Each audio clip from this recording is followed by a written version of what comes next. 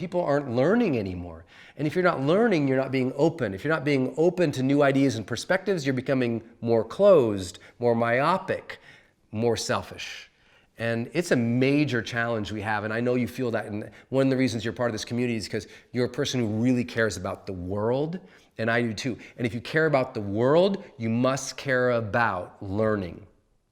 You must decide how can you contribute to the world by developing greater skills.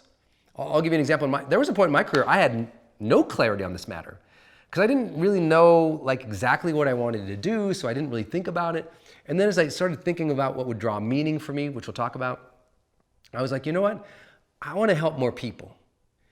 And you may or may not know this, but I'm doing this course right now, extemporaneous, meaning I've got like notes in my head, but I'm talking to you like I'd talk to a coaching client, like as I'm teaching and training here. And I've been doing this a really long time, so I'm able to do that. But this might surprise you. I was mortified of this. Talking, for me, Public speaking, terrified of. Like talking to a group of people, Seeing a red button go on top of a camera, I'd freeze. I was a terrible communicator. But remember I told you I just wanted to be a writer? At some point I learned if I was going to be a successful writer, I'd have to learn how to communicate about the book so that people would buy it, so they would share about it. I had to learn how to become a better communicator. I learned to sell books, I'd have to get on stages and be in media and turn on video cameras. And so I set that as a skill. So here's my question. If you're going to make your greatest difference in the world, what are the next 5 skills you really need to deepen or create in your life?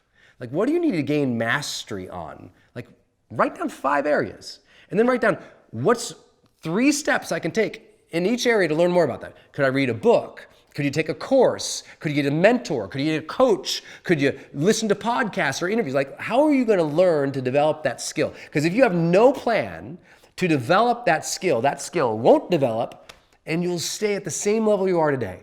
But one of the reasons high performers are happy is because they feel like they're skilling up, meaning they're progressing towards being able to make better contributions. And remember, contribution brings happiness. Contribution brings better performance. Contribution is directly tied to your sense of wellness and well-being. Got it?